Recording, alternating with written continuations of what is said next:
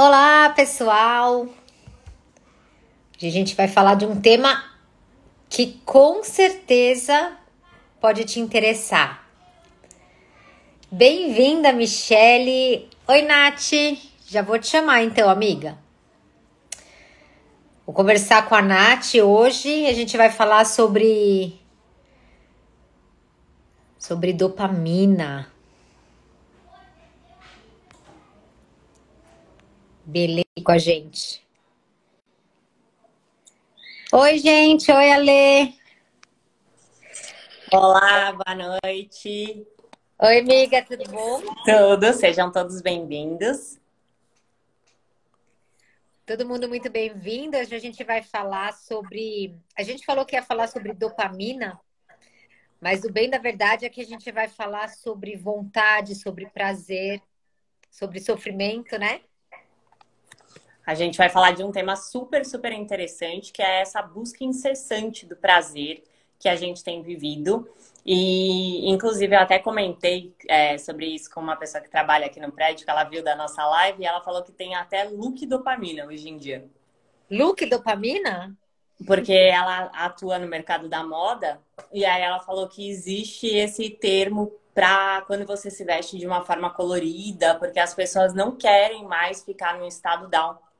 De jeito nenhum. Então, quando você Verdade. acorda e vê que você já tá mais assim, você coloca a cor, você quer bem o que a gente estava falando, dessa proposta mesmo das pessoas hoje não conseguirem tolerar frustração de nenhum tipo. Nossa, pois é verdade. Aliás, a gente pode começar falando sobre isso, né? Deixa eu só dar um oi para todo mundo aqui antes. Tá Tem bom? até Sala de Amigas, que é uma nova seguidora que eu também comecei a seguir, que a gente vai fazer uma parceria juntas aí. Sejam bem-vindos todos. Esse tema, ô Nath, na verdade começou a me interessar. Acho que 1 ano e meio, no meio da pandemia, e você deve ter percebido aí no seu consultório também, que chega muita gente falando da falta de vontade. A pessoa procura a gente. Ela fala assim: eu até sei o que eu preciso fazer, mas eu não consigo fazer. E esse eu não consigo fazer sempre me intrigou muito. Fala, cara, como que a gente sabe o que a gente quer fazer, mas a gente não consegue agir?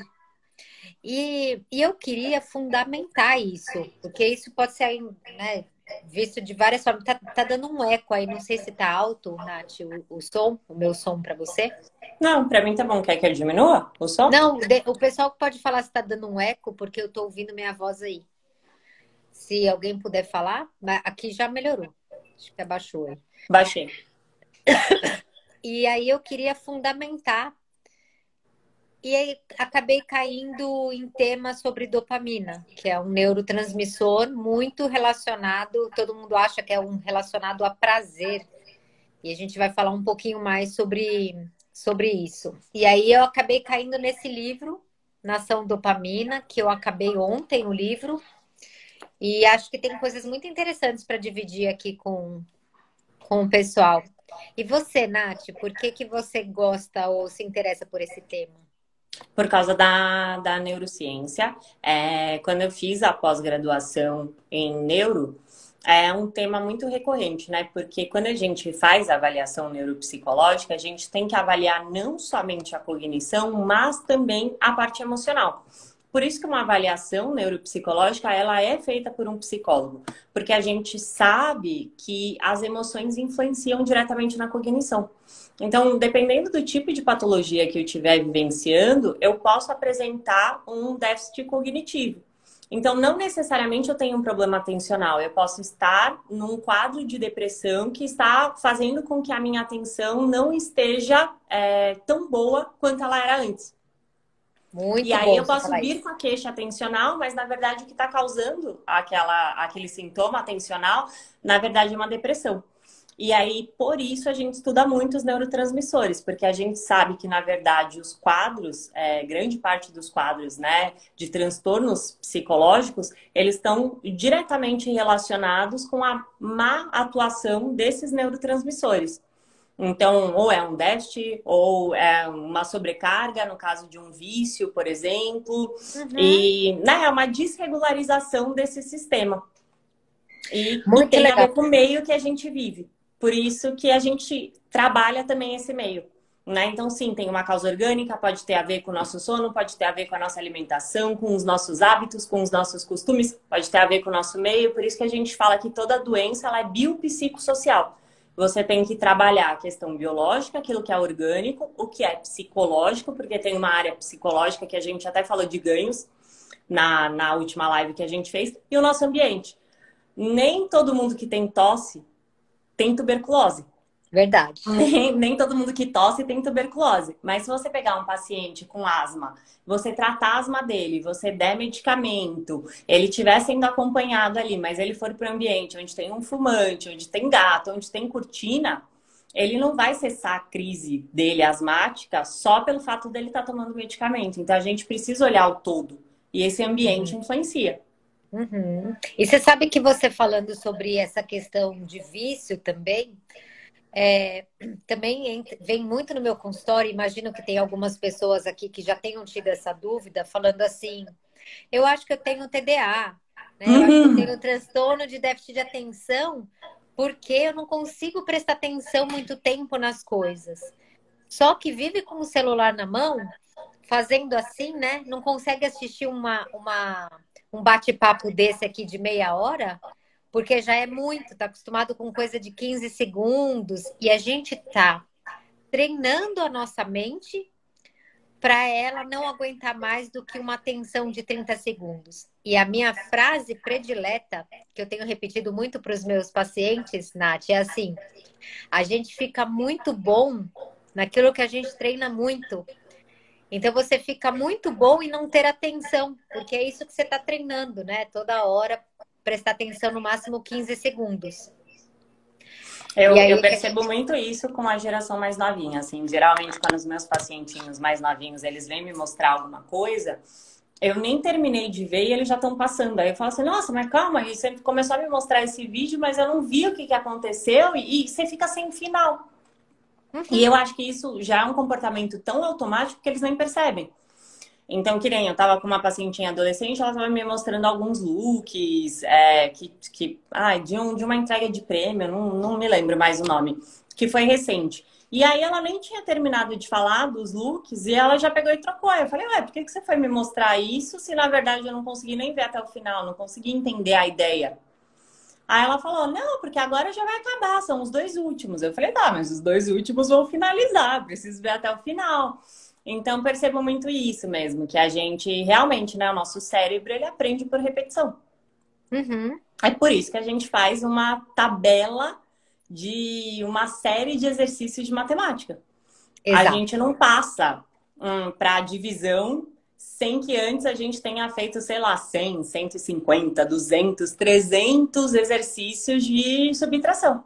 Exatamente. É isso mesmo. E aí a gente já pode fazer uma pergunta aqui para a galera que está aqui assistindo, né? O que que vocês estão praticando muito? Vocês estão praticando muito atividade física? Vocês estão praticando muito olhar a vida de um ponto negativo? Vocês estão praticando muito é, ter somente distrações na vida de vocês com o celular, com Netflix? Vocês estão treinando muito uma boa alimentação? O que é que vocês estão treinando muito brigar com o marido? Ou com a esposa, a namorada, porque aquilo que vocês treinarem muito é o que vocês vão ser muito bons. Então, até pensamentos negativos repetitivos treinam a gente para ser muito bom em olhar a vida por um lado negativo. Então, já fica a pergunta para vocês: o que que vocês estão treinando muito? E aí, esse livro aqui, A Nação Dopamina, ele é um livro gostoso de ler porque tem muitos casos clínicos. A autora é uma psiquiatra lá do Vale do Silício e ela pergunta por que, olha só a pergunta, gente, por que o excesso de prazer, vamos pensar todo mundo junto aqui, por que o excesso de prazer está nos deixando infelizes? E o que que a gente pode fazer para mudar? Vocês têm percebido Vocês conseguem perceber que o excesso de prazer tem deixado vocês mais infelizes? Você consegue pensar nisso, Nath? Consigo. Tipo, você consegue dar um exemplo para de repente... Consigo, mas porque eu tenho estudado um pouco sobre o assunto, então talvez eu vá trazer uma linguagem não de, né, assim, de senso comum, mas já pensando numa questão mais técnica, mas aí vocês podem compartilhar aqui com a gente. Na verdade, hoje é muito comum o jejum de dopamina. Inclusive, eu sigo algumas pessoas que fazem o jejum de dopamina lá fora. Isso tá muito forte, né? Mas é justamente isso, né? Quando a gente estimula muito o nosso cérebro a ter determinados prazeres, ele vai. Vou usar um exemplo aqui bem que eu acho mais facinho de todos. Vamos lá pegar um bebezinho, né? Então a gente vai pegar um bebezinho e ele tá acostumado a tomar só o leitinho materno. O que acontece? Por que a gente não introduz uma alimentação na criança antes dos 6 meses de idade? Porque quando ela toma um suquinho de laranja, ele é muito mais docinho. E a partir do momento que você toma um suquinho de laranja, a criança não quer mais o peito. Porque ele não é tão gostoso, ele não libera tanta dopamina. E assim acontece na nossa vida, né? Depois que você come o Kit Kat com sorvete, você não quer mais a barrinha de chocolate que é só tradicional. Você quer o chocolate com M&M's, com a casquinha, com granulado, com... Por quê? Porque você aprendeu que aquele tipo de comida mais calórica, ela é mais gostosa. Então você começa a ter desejos, né? Maiores e maiores. Quanto mais sensação de prazer, que é a tal história da droga. Né? A primeira vez que eu fumei a maconha, eu senti um prazer muito grande. Depois, só a maconha não me dava mais aquele prazer e eu fui buscar uma outra coisa, eu fui buscar uma outra coisa, eu fui buscar uma outra coisa. E a gente está vivendo um momento da nossa vida que a gente não suporta frustração de nenhum tipo. As pessoas, elas não têm paciência de esperar. As pessoas, elas não têm paciência para ter uma resposta. As pessoas querem tudo para amanhã. Os adolescentes também. Para amanhã não, para agora. E os adolescentes também a gente vai vendo que, pela forma que eu acho muito positiva, de verdade, acho que a criança tem que participar, que ela tem que ter voz sim dentro da casa, mas eu acho que às vezes perdeu-se um pouco. E que a gente vê muito comum, assim, alguns pais que acabam se perdendo nessa linha aí, entre o poder e o que pode e o que não pode. E aí a gente cria algumas pessoas que não têm frustração nenhuma. Eu lembro muito de um caso que eu atendi no consultório. Eu tinha uma paciente de 18 anos. E o irmão de uma amiga dela tinha morrido. E aí ela pegou e mandou uma mensagem. Ela falou assim, eu preciso muito ir, eu preciso estar com você, não sei o que e tal. E aí eu falei, tá bom, vem, né, não sei o que. Então vamos marcar uma sessão de urgência e tal. E ela veio, e ela virou e falou assim, nossa, o irmão da minha amiga morreu, não sei o que. Eu falei, nossa, sinto muito, o que aconteceu, não sei o que. E foi uma morte, assim, bem trágica mesmo, de acidente e tudo. Aí eu falei, como é que você tá com isso, né? Achando que a gente ia falar de um tema morte, que é um tema pesado, né? Lógico. E ela falou assim, ela me ligou e falou assim, você vai vir no velório? E eu falei que eu ia. E aí quando eu cheguei lá, tinha um cara morto. Aí eu peguei e falei assim, e você nunca tinha ido num velório? Aí ela falou assim, não. Eu achei que era uma reunião, uma conversa. Eu cheguei lá e tinha uma pessoa morta. Ela estava desesperada porque ela tinha visto um cadáver. Por Num quê? velório. Porque nunca se falou, porque a gente não leva criança. A gente, isso não é lugar para criança, isso eu não sei. Então, assim, normal, né? Até que você faça uma certa idade, se tudo der certo, realmente você vai começar a perder pessoas mais tarde. Mas aí a pessoa, ela não sabe nem do que se trata. Isso. Porque se ela soubesse, ela não tinha ido, ou seja, ela teria fugido também. Uhum. Então a gente tem vivido qualquer tipo de frustração pequena, a gente já não suporta. É insuportável. Por quê? Porque a gente criou uma vida toda cor-de-rosa. E Isso. o sofrimento é inerente à vida humana. A gente claro. tem, só para complementar isso que você está falando, eu converso com algumas mães, atendo algumas mães, e tem uma pesquisa, né? A gente sabe isso no ser humano, mas só vou falar da pesquisa porque às vezes a gente gosta de comprovação. Se você pega um grupo de ratos e você estressa esses ratos com choque, enfim, e depois isso de bebezinhos, tá? quando eles são pequenos. E no outro grupo, você deixa só lá a rodinha para ele brincar, as coisinhas para ele comer e tudo mais. Então, são dois grupos de rato, um pequenininho sofrendo estresse e o outro não. Quando você deixa eles adultos depois, e você estressa os dois grupos, fácil, você vai responder fácil. Qual é o grupo que sofre menos o estresse? O grupo que foi estressado de início. Isso. E foi através disso, né? E aí eles conseguem medir fisiologicamente, né? O quanto de estresse, né? O cortisol e a adrenalina foi liberado. Então, quando você vive o estresse na infância, que a gente tanto fala de, ai meu Deus, o trauma, tal, mas a gente tem muito medo de traumatizar a criança. É lógico que o trauma existe, os abusos, as agressões, mas esse medo que as mães têm hoje de traumatizar o filho porque não deixou fazer alguma coisa, isso não é trauma, isso é só um estresse. E esse estresse é completamente positivo para que essa criança seja mais para frente o adolescente que a namorada terminou, ou que ele não tirou a nota alta na prova. Então é muito. Eu gostei muito do seu exemplo desse bebê que se você oferece para ele uma comidinha boa antes da hora, nunca mais você consegue depois oferecer o que era o básico, porque vai querer sempre o melhor. E a gente está nessa sociedade, incluindo nós, né? Não é porque a gente é psicóloga que a gente não Sim. está na sociedade. A gente está numa sociedade em que a gente tem aprendido a valorizar demais esses prazeres. Então, a gente. Qualquer tipo de prazer, né? Que a gente gosta de fazer muito. Tudo que é legal, a gente quer fazer muito. Você come uma batata frita, você quer comer mais batata. Você abre um pacote de bolacha que é gostoso, você quer comer mais bolacha. Deixa eu ver o que mais, que são as coisas Até gostosas, pedir coisa fáceis. no iFood, né? Que antigamente também a gente não tinha isso, né? Assim, então, sei lá, você tinha que esperar, você tinha que ter aquele passeio, que você fosse naquele local específico. E hoje não, né? Hoje tá tudo na sua mão. Hoje Isso. você pode ter vontade de comer alguma coisa que, sei lá, no meu caso, só vende na Zona Sul, mas ela vem até mim. É verdade. Você Na quer hora que eu comer Pizza quiser. Hut? Você não precisa ir até a Pizza Hut, né? A Pizza Hut vem na sua casa. Vem, e aí eu já percebi isso várias vezes, assim, que a gente perdeu aquela coisa daquele desejo, daquela coisa de, eu quero, né? O que que você quer comer? Porque geralmente a gente vai e supra essa necessidade instantaneamente. Então a gente perdeu essa espera, aquela coisa de, tem um aniversário, vai ter bolo, que tinha antes, né? A Sim. gente esperava para comer o brigadeiro na festa e tinha também aquela coisa de se relacionar de tudo, porque hoje não é mais assim, né? Uhum.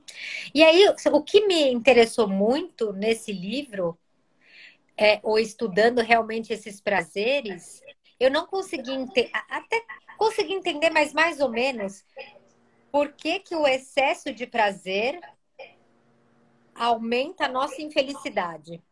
Porque se você for pensar assim, de rápida, você não consegue responder isso. Você vai falar, ué, quanto mais prazer eu tenho, mais feliz eu tô. Não tenho por que eu estar mais triste. Mas aí eu faço uma pergunta para todo mundo aqui e aí vocês vão concordar comigo. É muito comum a gente ver artista, por exemplo, rico demais, que tem acesso, tipo o Whindersson Nunes, né? Que tem acesso a tudo. Se ele quiser viajar amanhã para os Estados Unidos, se ele quiser ir para a China, se ele quiser comprar determinado tênis, tudo ele pode. E de repente ele está deprimido. E não é incomum a gente ver pessoas que podem muito, ter muita facilidade, tanto que a pergunta é, nossa, mas como assim, né? Ele pode tanto, por que que deprime?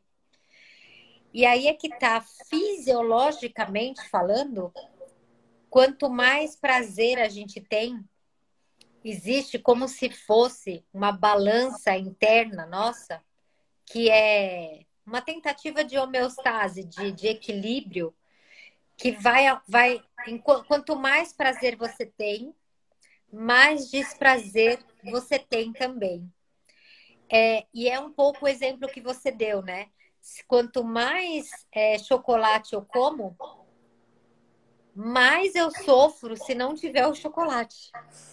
É mais ou menos isso, né? E quanto mais... A gente sabe isso com droga, né? Como você falou. Ah, usava maconha, daí sofria um pouquinho para usar um pouco mais de maconha. Mas, de repente, o sofrimento aumenta e a maconha não é o suficiente. Você precisa de um prazer maior. Aí você usa cocaína. Aí o seu desprazer fica bem grande, que é para você consumir a cocaína. Aí você consome um pouco mais de cocaína. Daí seu sofrimento aumenta mais ainda porque ele precisa daquela dose. E aí o negócio não acaba nunca. Na verdade, tem uma coisa das drogas que eu acho muito interessante no termo fisiológico, que eu gosto muito de falar disso, assim, com os pacientes, é que quando a gente vai gerando muito, muito, muito prazer no nosso cérebro, a gente vai... A Ká tá comentando umas coisas muito boas, gostei, Ká. Ela falou que o prazer se torna comum, e é verdade. E agora ela falou que quanto mais glicose, mais insulina a Isso gente aí, gera Ca. também. E é exatamente isso. Das drogas, o que acontece? Conforme a gente vai tendo prazer, como a gente tem um sistema simpático e um parasimpático, que um está vinculado mais com a questão de luta e fuga, e outro mais com a sensação de prazer e bem-estar, quando um está ativado, a gente desativa o outro. Vamos pensar no interruptor de uma lâmpada. Então, se a lâmpada está acesa, ela não está apagada. Então, eu vou, lógico, ao longo do meu dia, eu vou ativando e desativando esses sistemas, não vou ficar só com um ativado. Mas se eu tô ali usando droga, eu tô ativando esse muito do prazer e do desprazer, eu acabo desativando aquele da luta e da fuga, que seria o da dor. E aí eu começo a sentir dor com processos que, para nós que não usamos droga, são normais. Por exemplo, a deglutição. Então, grande parte do processo de dor que eles sentem é porque as dores comuns, elas deixaram de existir. Quem usa cocaína não sente frio. Você pode estar no São Paulo, aquele tempo super frio, e a pessoa está com uma camiseta. Ela não se importa de vender o moletom para usar droga, porque ela não vai sentir frio, ela não tem o desprazer, ela não sente fome, ela não tem as dores normais, ela não sente dor para deglutir. E aí, a partir do momento que você deixa essa pessoa sem droga, comer dói. E ela começa a sofrer porque ela está comendo.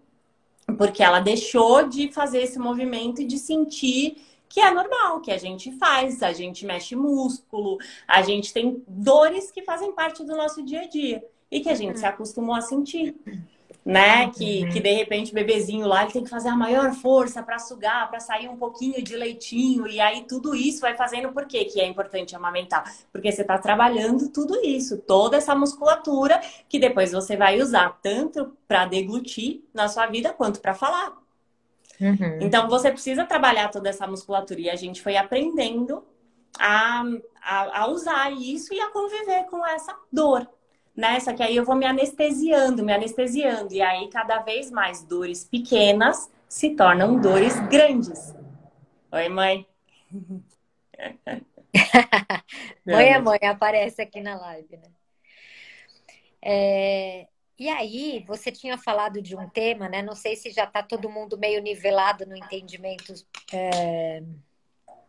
sobre esses prazeres, né? O quanto o prazer em excesso ele aumenta a nossa infelicidade. Eu vou dar um exemplo menos fisiológico e mais simples da gente entender, que é mais ou menos o seguinte: para uma criança que desde pequena se diverte indo para Disney, por exemplo, essa criança, esse jovem, dificilmente vai olhar para um céu e vai falar: Nossa, olha que céu bonito. Porque o bonito para ele é o Mickey, é a Minnie, é o De brinquedo, fogos a de montanha-russa, artifício, né? é o fogo de artifício. E aí a gente. Nossa, eu lembro de ter assustado muito há muitos anos atrás, quando um sobrinho meu tava lá em família, a gente estava em família. E quando você está em família, né? Você não tá na Disney, você está na casa. Ele virou e falou assim: Eu tô entediado. Tipo, era um menino de 8 anos. Eu falei: O quê? Eu até achei bonitinho, porque eu falei: Nossa, que termo, né? Que interessante usar o termo entediado. Mas, como eu vi repetidas vezes esse termo, eu comecei a perceber que essa geração fala muito eu tô entediada. E ela tá entediada porque os estímulos de Netflix, de rede social, de, sei lá, dessas coisas rápidas, né? Você assiste a televisão, Casas Bahia, pá, pá, pá, né? Tudo assim. Então, quando você entra na vida normal, que é você estar do lado do seu primo, da sua tia, você não sabe o que fazer. Ele não sabe imaginar, né? O que eu acho mais incrível, assim, é que quando você não tem, você imagina, você cria. Então, antigamente, não era nem por falta de dinheiro mesmo, era porque não existia, né? Tipo assim, não tinha todo esse recurso que tem hoje. Então, assim, você tinha a Barbie, mas quanto tempo demorou para ter o Ken? Nossa, e quanto Então, custava uma Barbie, né? Você tinha uma Barbie, né? e tinha um monte de coisa assim que você não tinha. Era muito raro você ter a casa, a cama. Ninguém tinha, pelo menos ninguém com quem eu Isso. convivia. Então a gente inventava, a gente pegava a fita VHS, a gente costurava e aí tinha as coxas que ficavam certinho em cima da fita VHS, a gente fazia o chinelo de carro, a gente É verdade. inventava um monte de coisa.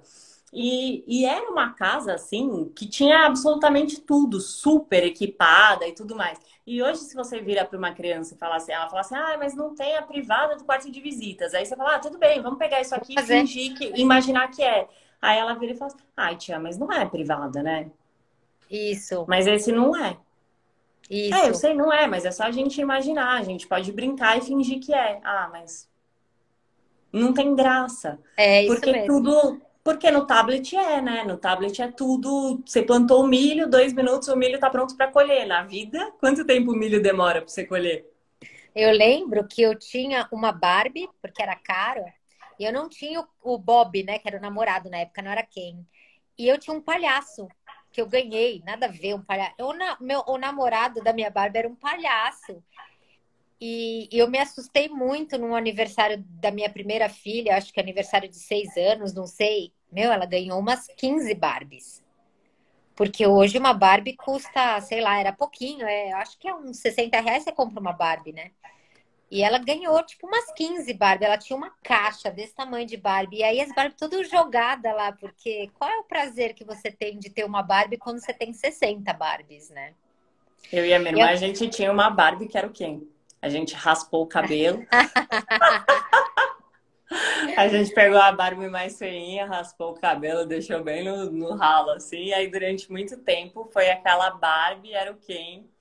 Porque a gente também queria uma figura masculina lá na brincadeira. E a gente fazia a Barbie de Ken. E, meu, naquela brincadeira, era um Ken. Ninguém Uhum. ligava se tinha seio, se porque você entrava no mundo da imaginação. Exato, que é uma coisa que eles não conseguem mais.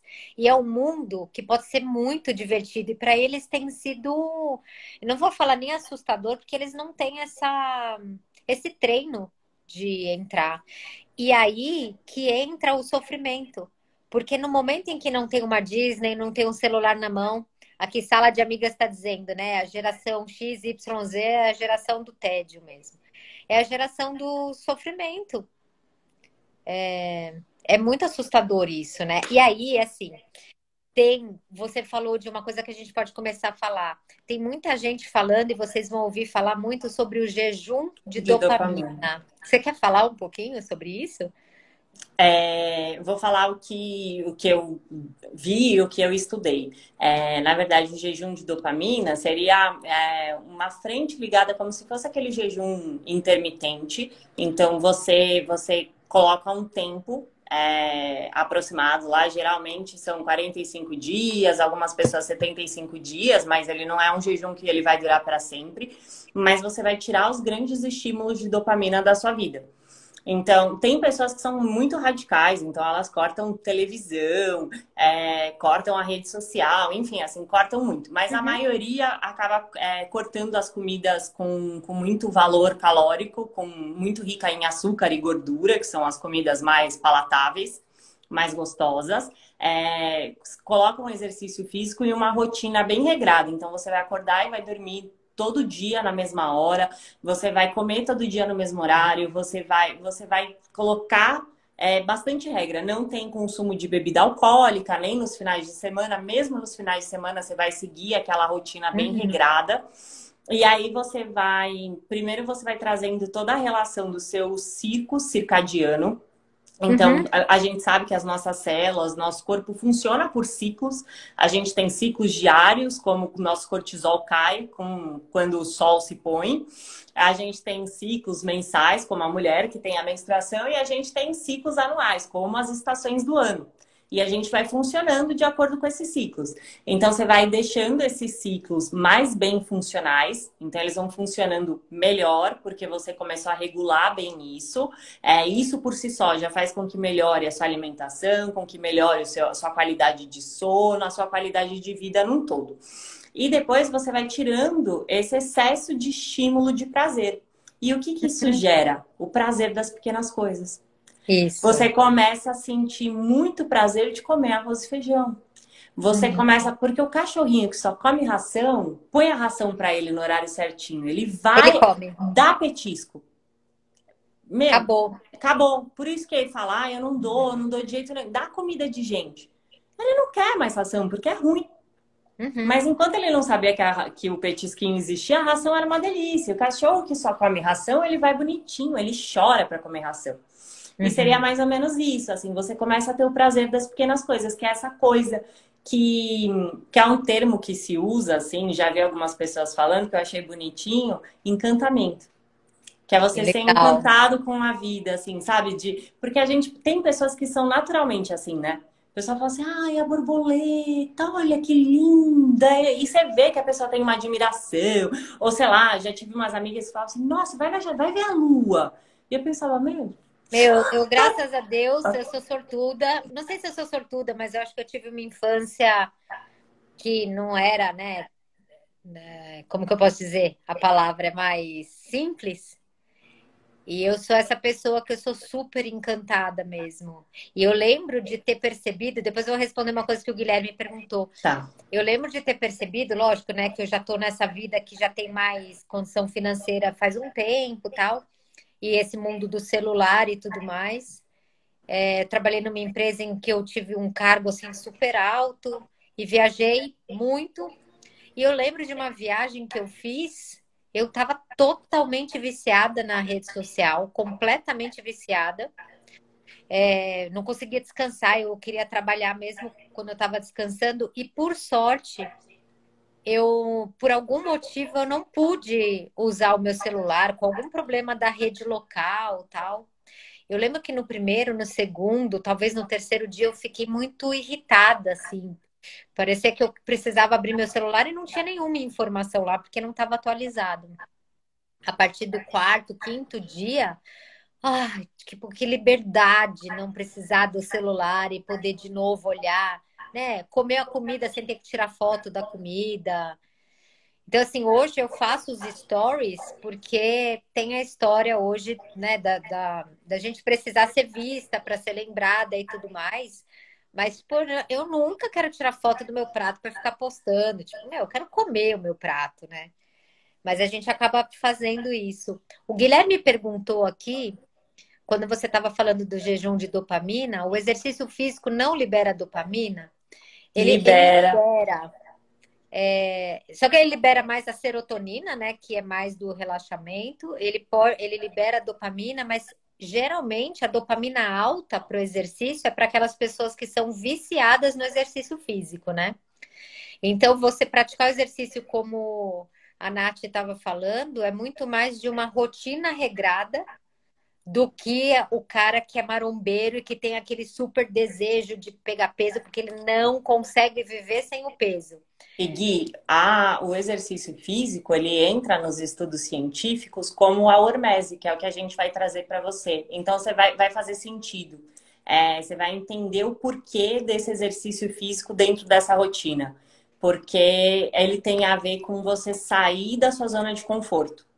Uhum. E que é um outro termo, porque a hormese, ela está diretamente vinculada com a dopamina, o jejum de dopamina, digamos assim, né? Então, como o Instagram só deixa a gente ficar uma hora, e a gente está começando a falar sobre como a gente pode melhorar, né? De novo, diminuir o nosso sofrimento. A gente está trazendo o jejum de dopamina como uma possibilidade, ou seja, quais são as coisas que te trazem muito prazer e que você está começando a não conseguir ficar sem ele, como o celular, as séries de TV, os chocolates, as comidas ricas em gorduras saturadas e glicose, que são coisas viciantes e a gente tende a repetir, as bebidas.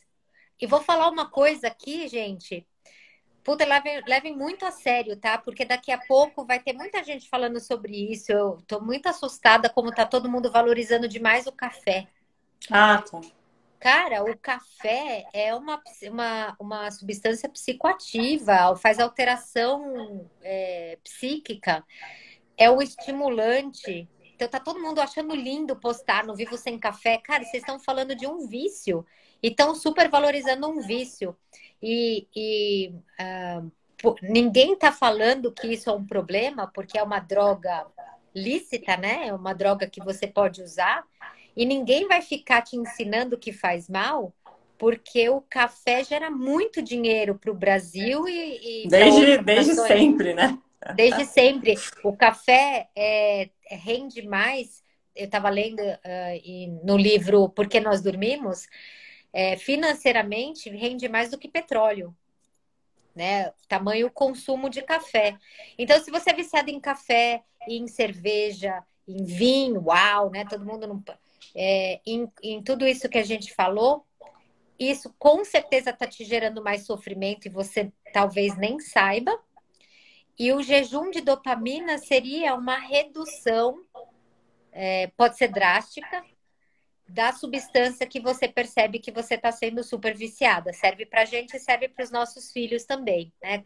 Reduzir só de 4 horas para 2 horas pode não ser o suficiente. Às vezes você precisa tirar para aprender a viver sem, para depois renegociar a entrada de novo. Esse é o jejum de dopamina. E aí a Nath vai trazer um tema super interessante aí, não sei se vocês já ouviram falar, que é a hormese, não é isso? A hormese, na verdade, o termo científico, ele trata de você colocar um pouco de desprazer, vamos lá, mas de uma forma controlada. Então, não é que você, nos experimentos, não é que você vai pegar uma pessoa e vai bater nessa pessoa. É um pouco de desprazer, né? E a maioria dos estudos fala muito sobre a técnica do banho gelado, que inclusive tem até um documentário na Netflix só sobre banho gelado. Você sabe como chama? Quero assistir. Nossa, eu já assisti ele. Vou mexer aqui para ver como é que é. Quando você falar, eu vou pegar o tablet para olhar. Tá bom. O banho gelado, ele tem alguns estudos falando sobre benefícios para doenças orgânicas mesmo. Então, caso de diabetes, até tem estudos com o câncer. Tem muito estudo com obesidade. Enfim, ele tem uma série de benefícios, mas ele também atua nos transtornos mentais. Então, tem pessoas que estão fazendo tratamento para depressão, incluindo a hormese no dia a dia. Então, com esses banhos. Nos estudos, os banhos são banhos de imersão. As pessoas, elas ficam numa banheira. Por quê? Porque é mais fácil de medir. E o legal de falar do banho gelado é que ele não precisa ser extremamente gelado. A gente está falando algo entre 10 e 22 graus, que uma água de 22 graus não é uma água tão gelada assim. Ela é Quantos uma água graus? fria. De 10 a 22? De 10 a 22, mais ou menos, os estudos levam em consideração. Então, é uma água ok, assim, 22 graus não é tão gelado. E aí essas pessoas ficam imersas nesse banho. Ele traz... Aqui, ó, Goop Lab. A Goop legal. Lab tem um episódio que fala do banho gelado. Legal, obrigada por ter visto. E os atletas fazem muito isso, né? É muito comum que você veja os atletas depois do jogo, eles entram numa banheira de gelo, de água que tá cheio de cubo de gelo ali, né? Porque ele vai tirar toda essa dor muscular, né? Ele vai causar essa sensação de anestesia, de deixar, né, menos dolorido e tudo mais. E aí, o que esses estudos têm mostrado? Um aumento no foco e na atenção muito grande. Então, inclusive, recomenda-se que pessoas que vão fazer prova, pessoas que vão prestar concurso, pessoas que vão ter uma reunião muito importante, que elas façam uso desse banho gelado. antes daquela atividade específica e a redução da ansiedade e a redução da depressão com esse banho. Por quê? Porque você coloca um pouco de desprazer e se acostuma a conviver com ele. E aí você se torna uma pessoa mais resiliente. Lembra que a Ká falou no começo? Que o ratinho que sofreu estresse, depois ele é um ratinho que na vida adulta o estresse estressa menos ele do que o ratinho que só brincou na rodinha. Você começa a entender que tá tudo bem, que você tem controle. Por quê? Porque no começo é Isso. horrível. E depois você começa a controlar e aí vem uma sensação muito grande de prazer. E inclusive com obesidade, ele faz a queima da gordura, porque para você manter a temperatura corporal, você tem uma gordura marrom e uma gordura branca. E aí você usa essa gordura branca, ela vai sendo consumida para que você Sim. consiga manter a sua temperatura corporal. Então também tem estudo falando sobre você emagrecer só tomando banho gelado, sem regime, sem nada. E tem estudo falando também sobre emagrecer só comendo todos os dias no mesmo horário. Uhum. Que legal. Sobre essa rotina de, tipo, alimentação no horário certo. Então, isso é Nesse, bem legal. nesse livro aqui, Nação Dopamina, tem o caso de um rapaz que ele ficou viciado em hormese, né? E especificamente no banho frio, gelado. Ele fazia de 7 a 10 graus, que é um banho bem Muito gelado gelado. mesmo. Então, ele fazia todos os dias, inicialmente, às vezes até 3 vezes por dia. E o que você vê, a gente está agora falando do quê? De aumentar o desprazer. Porque a gente estava falando antes que aumentar muito o prazer, quando você tem muitas coisas boas na sua vida, por algum motivo de equilíbrio mesmo, fisiológico, a gente aumenta nosso nível de desprazer. E agora a gente está fazendo o oposto, aumentando, lógico, né, gente? Ninguém é louco aqui, a Nath falou, É, nem é para ninguém se bater, nada disso. não. Mas de que o nível de sofrimento aumentado também aumenta o nível depois de felicidade. Como, por exemplo, se você, como né, disse, você comer mingau, sei lá, de qualquer coisa horrorosa todos os dias, tem mais chance do seu prazer aumentar depois de comer as coisas simples aí que você está sempre reclamando, achando que é ruim. Mas o que eu achei interessante é que, fisiologicamente, uma pessoa que fica imersa, né, durante um tempo nesse banho frio, chega a aumentar em 250% a liberação de dopamina. É muito louco isso. Aí eu fiquei pensando, Nath, né? Porque nosso corpo tem todo um porquê, né?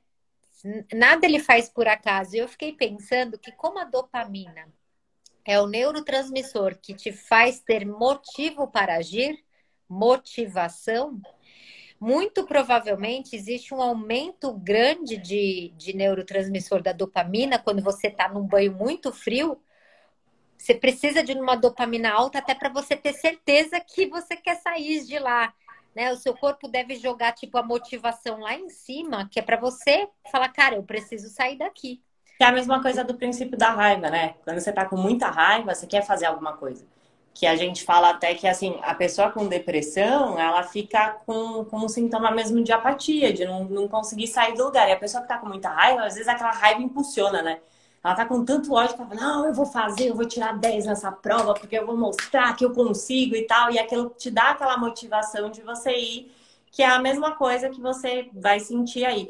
Eu acho que é bem importante da gente colocar aqui que os estudos mostram que esses banhos, para que eles tenham todos esses benefícios, 12 minutos por semana. É pouca coisa. Então, não necessariamente, porque senão o pessoal amanhã, no meio do frio do inverno, vai tomar. Você pode, inclusive, tomar só uma ducha mais gelada na hora de sair. Porque 12 minutos por semana, se você, né, fracionar aí, você pode ou tomar um banho inteiro uma vez na semana, ou, sei lá, uma metade de um banho, ou fazer de pouquinho, assim, não precisa ser uma coisa. E o frio também não tem estudo, mas acredita-se que o frio também, passar um pouquinho de frio, o exercício físico, porque quando você tá gerando um certo desprazer, não é gostoso. É chato você chegar e fazer um monte de abdominal e não sei o quê, não sei o quê. E o mais legal é que depois que eu comecei a estudar sobre isso, eu tenho trazido muito isso para minha vida pessoal, porque geralmente a gente não quer sentir nenhum desconforto, né? Aí você fala assim, tô com frio, Isso. já vou pegar uma blusa. E hoje em dia eu tento pensar assim, faz parte. Uhum. Faz parte, tipo, da vida. Nem tudo vai ser gostoso o tempo todo e tá tudo bem, faz parte. Então eu Isso. tenho tentado tolerar mais, assim, eu vou segurar até realmente eu achar que tá insuportável, que eu não consigo, Uhum. porque faz parte. É Sei lá, só a pisar no gente. chão gelado quando você sai do banho. Eu acho que o que a gente está falando, assim, para resumir, é treinar um pouco, aturar os pequenos desprazeres, porque uma frase que eu falei aqui no começo é: a gente se torna muito bom naquilo que a gente repete. Então, se hoje você não suporta, se, né, hoje tudo está difícil para você, tudo que você olha com olhos negativos, nada te interessa mais. Talvez o que a gente possa começar a fazer é treinar os pequenos desprazeres para que você seja uma pessoa mais forte para aguentar os desprazeres que acontecem mesmo na vida. E fazer isso também com a educação dos nossos filhos, sabe? É uma coisa que eu tenho pensado assim com muito carinho. Lógico, né? A segurança é muito importante. Não tô, gente, não leva nada. E Eu o sei que banho, eu tenho. inclusive, não é recomendado para criança nem para idoso, tá? Tá É bom. só adulto. Isso. Então, lembrando, né, eu gosto dos meus seguidores, porque como não são comprados, eu não tenho gente hater que fica inventando o que eu estou falando. Porque geralmente as Uhum. pessoas me conhecem e sabem que eu tenho um bom senso.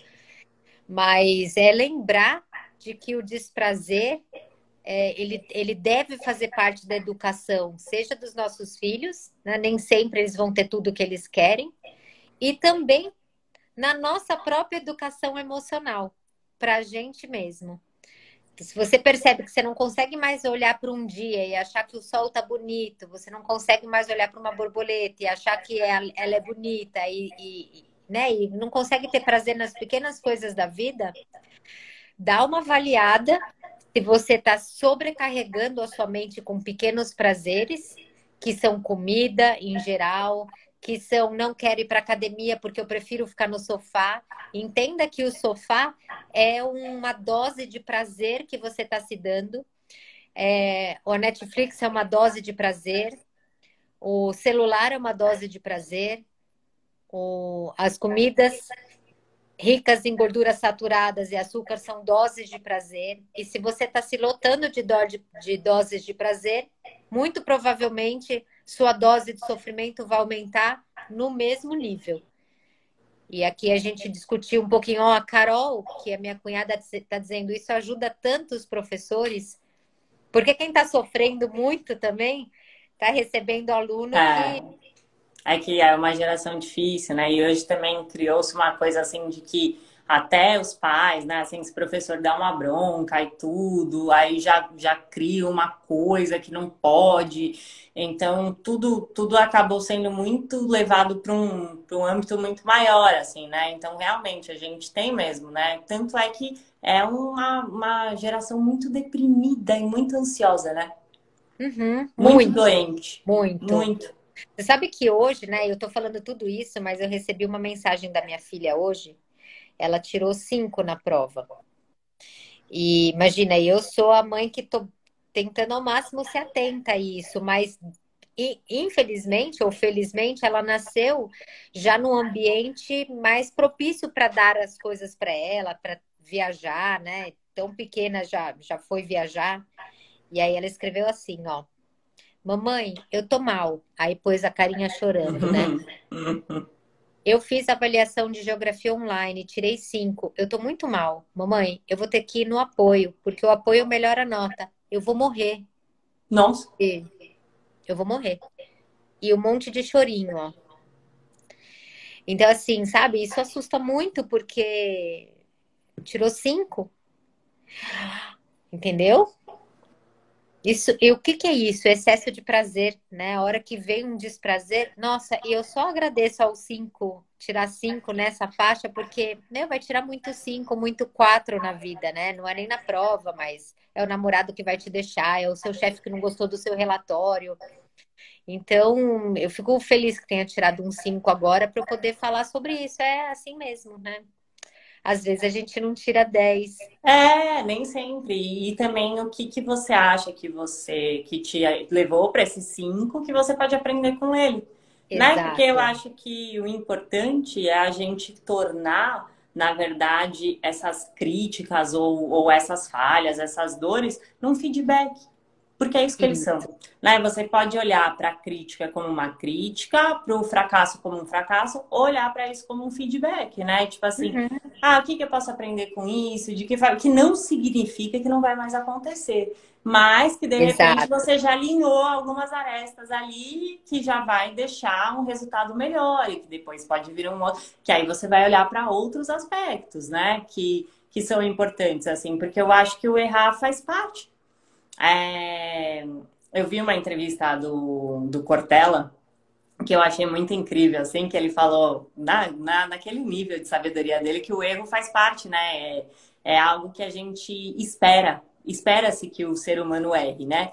Porque é só a partir do erro que se dá um processo de aprendizagem. Quando você está explicando uma matéria para um aluno, você não espera que ele de primeira saia fazendo tudo, você Uhum. espera que ele erre. Porque é a partir daquele erro que ele vai se aperfeiçoar e ele vai chegar ali num resultado melhor. Então, que ele na empresa dele, ele fala isso sempre para os funcionários, que ele espera, ele fala, o problema não é que vocês errem, porque eu sei que vocês vão errar. O problema é que vocês continuem cometendo os mesmos erros, porque vocês precisam olhar o que está fazendo com que vocês errem. Então, no meu escritório, ele disse, a gente tem uma placa bem grande escrito assim, aqui nós só admitimos erros inéditos. Porque Legal, é um erro muito bom. inédito, faz parte. Uhum. E ele faz parte, a gente vai errar, né? Então, assim, o que que você vai Uhum. tirar? Que aprendizado você vai tirar daquilo, Uhum. né? O que que veio com aquele erro que você pode melhorar, né? E talvez para ela o reforço seja algo que, seja um rótulo de que ela não foi capaz. Ir para o reforço é um atestado para os amigos de que ela não conseguiu. Você sabe que essa frase que você falou tem tudo a ver com o que eu respondi para ela. Eu até escrevi para depois que eu encontrei, porque ela me mandou mensagem, eu escrevi assim, ó, amor, tirar nota alta é sempre muito legal. Sei que te faz feliz, mas tirar nota baixa também faz parte. Porque os avaliatórios servem para ver se você está entendendo a matéria, ou seja, quando tira 5, significa que você entendeu 50% da matéria. Então falta somente estudar um pouco mais para entender mais, é só isso. Não significa que você não seja inteligente, só significa que você precisa de ajuda para entender mais. Só isso, né? E só para finalizar, porque eu acho que vai acabar já já a nossa live, e uma coisa que a gente pode deixar um assunto para uma hora, tá? Não sei se é assunto de interesse em geral aqui, mas é um assunto que tem chegado muito em mim, provavelmente muito em você também. Olha só, a gente falou do excesso de prazer, o quanto isso aumenta o excesso de desprazer, o quanto nós e os jovens, nós também, estamos cada vez mais direcionados para o prazer e não estamos conseguindo lidar mais com as frustrações. E eu tenho pego muito jovem se automutilando. Uhum, E tá a gente está sendo. falando muito sobre. E quando você pergunta para eles por que eles estão se automutilando, se machucando, eles falam: eu estou fazendo isso porque me alivia. Então, muito provavelmente isso tem a ver com a hormese, só que de um ponto de vista totalmente inadequado, falando emocionalmente. Porque eles estão precisando se machucar para se sentir aliviado. Ou seja, eu preciso sentir dor para voltar a ter alívio. A dor, quando ele pega algo para se cortar, ele sabe que aquilo está errado, só o fato dele fazer algo ruim com ele já aumenta a adrenalina, já aumenta, pode até aumentar a dopamina, para falar a verdade, né? Porque ele tá sentindo dor. Só que por um lado, assim, super negativo. Então, eles não estão nem sabendo como aliviar as dores.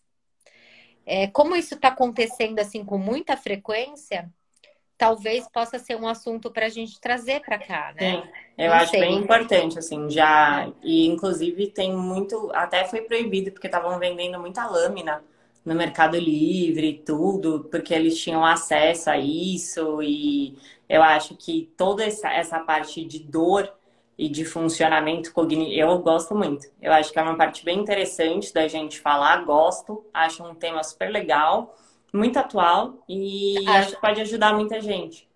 legal. Importante Então, da acho que gente falar. a gente pode fazer para o tema que vem, e a gente, lógico que isso tem muito a ver com o adolescente que faz, mas a gente pode fazer uma comparação com a automutilação que o adolescente está fazendo com ele é comparável com o que o adulto também está fazendo, porque o adulto também está tendo comportamentos autodestrutivos em busca do prazer, né? Em busca do alívio do sofrimento, talvez. Então, acho Tá, que que pode ser um talvez tema até legal. entre homens e mulheres tem uma diferença grande, né? Porque os homens vão viabilizam mais para um lado da bebida alcoólica, talvez mais um pouco mais do que as mulheres mais para doce, Isso, né? né? Para Foi o que eu pensei aqui, né? Então vocês podem começar pensando aí qual o comportamento que vocês estão tendo, que você percebe que é autodestrutivo, que ainda assim você faz para aliviar alguma outra dor emocional, que é hoje o que os jovens estão fazendo, só que com automutilação. Então acho que é isso, né, Nath? perfeito. Super gostoso te encontrar de Ah, novo. eu também. Foi um prazer enorme. Obrigada por todo mundo que esteve aqui. Eu vou deixar salva a live. E a gente se vê na semana que vem, quarta-feira, 8h30. Combinado. Obrigada para todo mundo que esteve aqui com a gente e a gente tem encontro marcado. Então, quarta-feira que vem às 8h30.